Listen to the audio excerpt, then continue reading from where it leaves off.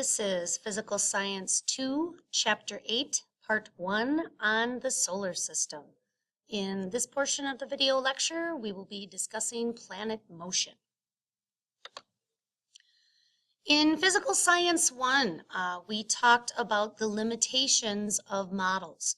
And one of those limitations of using models in science is that these models have a tendency to change over time. The more information we know, the more we can apply it to make the model better, so it's a better visual to explain and describe what the model is. So we have two models of the solar system. This one that we'll talk about first here is the geocentric model. This is a model that is no longer considered acceptable by the scientific community. The geocentric model, geo meaning earth in Latin. So geocentric is the earth-centered model of the solar system. A very ancient astronomer, Ptolemy, he developed this model. It was eventually disproven, again, one of those limitations of models. But according to Ptolemy, the Earth, of course, was the center of the solar system. Then we had the planet Mercury, then Venus, then the Sun, then Mars, then Jupiter, and then Saturn. The only problem with this model is that in order for it to actually happen in space, there would have to be a lot of very crazy and wonky orbital patterns.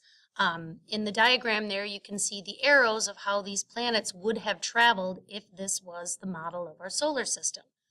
It doesn't make very logical sense to think that, for example, Jupiter would take this swirly dervish kind of orbital pattern around the sun, constantly turning a corkscrew-like pattern while it orbits. So eventually, once we have more than just eyeballs for visual tools to observe the solar system, we finally developed the heliocentric model. Helio, of course, referring to the sun. That's what the sun means in Latin. So heliocentric is the sun-centered model of the universe. The astronomer Nicholas Copernicus, this model was proven eventually to be true and the model that we accept today. So the order of the planets from the sun on out, which you will have to know for your Chapter 8 quiz, we have Mercury, Venus, Earth, Mars, Jupiter, Saturn, Uranus, Neptune, and our demoted planetoid buddy of Pluto. Now, there was evidence to support this heliocentric model of the solar system. It was not accepted right away. It took many, many years in order for this to be okay. The one thing that was blocking the heliocentric model from being widely accepted was the Catholic Church. And there were many folks that opposed the heliocentric model of the universe. However, there was evidence to support it. Galileo observed using very early telescopes that the planet Venus went through phases just like our moon goes through phases. Now, if our solar system was geocentric, in Ptolemy's version, the planet Venus would have come after the sun. So if that was the case, we would not see Venus going through phases like our moon, because Venus would be behind the sun. We also would not be able to observe Venus in the sky for the majority of the year. However, we are able to see the planet Venus from Earth several nights during the year because of the planet's heliocentric solar system. Galileo also observed moons in orbit around Jupiter. And again, where the sun was positioned, we would not see those types of things in Ptolemy's geocentric model. So we now accept the heliocentric model of the solar system. So we're going to fast forward a few hundred years here into Johann Kepler. He was a mathematician and a kind of burgeoning astronomer. He explained planet motion using at the time period, very complicated math, but he did explain planet motion with his three laws. So Kepler's first law is that planets travel around the sun in ellipses and not circles. Again, proving mathematically using the positions of the sun and the moon and the stars, figured out that we are in an elliptical orbit. The sun is at one of the focus points of the ellipse, and therefore we do not orbit the sun in a nice, perfectly round circle. He also calculated through observations that planets will travel at different speeds in their orbits. So the speed for a planet is faster when that planet is closer to the sun. Why would that be? Well, that's because of gravity. Remember, gravity has mass and distance for gravitational attraction. So when an object is approaching the sun, which is a very massive object, that gravitational attraction is increased and the speed is increased. When a planet is at its furthest point from the sun, that planet will slow down in its orbit, again because the gravitational attraction isn't as much. Kepler also figured out mathematically the area in which these planets would travel faster and slower. But Kepler's second law is that planets travel at different speeds in their orbits. Now, Kepler's third law seems a little bit silly to admit, but hey, when you're the first one to prove it and write it down, then you get the credit for it. Kepler's third law is that the larger a planet's orbit is, the longer it takes to revolve around the sun. Fancy translation, the further a planet is away from the sun, the longer its year is. Now, this is if we could somehow get up and out of our solar system to take a look at how everything is set up. This is how our solar system would be. All of the planets, except for Pluto, which is one of the reasons why Pluto was demoted to a planetoid, are on the same plane. So they orbit the sun in the same horizontal plane. Pluto, however, has a little bit of a wonky orbit and it's tilted slightly. So at certain times, Pluto actually cuts in front of the planet Neptune. Again, this was one of the reasons why Pluto was demoted as a planetoid from our solar system. When we measure things in space, we of course use the metric system, but kilometers will only get us so far. Space distance in space is very vast. And so within our solar system, we use a unit which is called the AU, or the astronomical unit.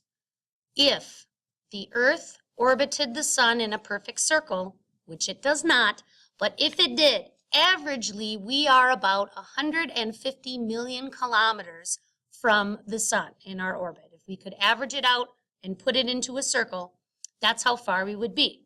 So 150 million kilometers is equivalent to 1 astronomical unit. So when we talk about distances within our solar system, we measure in AUs.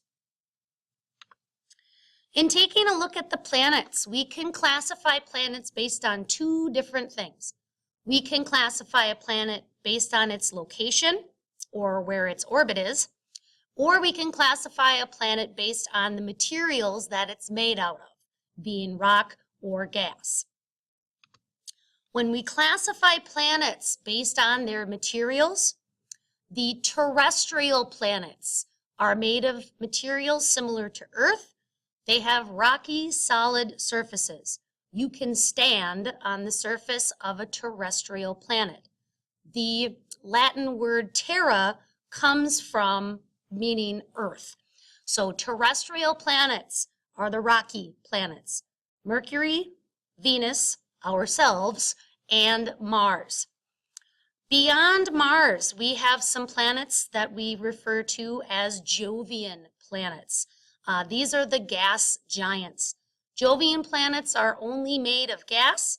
Their surface is not solid. So if you were to stand on a Jovian planet, you would sink directly to the center. The Jovian planets in our solar system are Jupiter, Saturn, Uranus, and Neptune. When we classify by location, we can use the asteroid belt as kind of a dividing line between what we call the inner planets. The inner planets have their orbits between the sun and the asteroid belt. So the first 4 planets we can classify by their location and calling them inner planets. Outer planets are those planets that have their orbits beyond the asteroid belt. So the outer planets are the last 4 planets. In some cases, we can also take a look at classifying a planet based on how far it is from Earth. These terms are not used very frequently, but your textbook does use them, so I wanted to make sure that you understood what they were. So inferior planets are orbits that are between the Earth's orbit and the Sun's. So inferior planets would be Mercury and Venus. Superior planets have orbits beyond the Earth's orbit. So superior planets would be Mars, Jupiter, Saturn, Uranus, and Neptune. Don't think of inferior and superior as being bad or good. Inferior just means below, meaning that the Mercury and Venus are kind of below or tucked under the Earth's orbit, and all of the other planets are superior because they are kind of above or beyond the Earth's orbit. So how did we get here? Where did all this stuff come from? The origins of the solar system, the whole solar system started out as a large cloud of gas and dust and ice that we call a nebula. The sun was the first object to form in our solar system. Once we have all of that gas and dust and ice condensing, all of that stuff begins to rotate. And so we have a very early solar system that was very violent. Astronomers believe there were many, many more planets, or at least planetoid objects, than there were today. Lots of collisions, lots of impacts, and eventually we settle down to our 8-planet solar system. We can take a look at outside of our solar system for what we call extrasolar planets. Extra meaning outside. So these are planets in orbit around other stars. And astronomers use these other solar systems to learn how planetary systems form. We also like to look at extrasolar planets in case they have any Earth-like characteristics, in case perhaps someday in the future that we would be able to leave Earth and start kind of Earth 2.0 somewhere else in our galaxy. This has been Physical Science 2, Chapter 8, Part 1 on the solar system.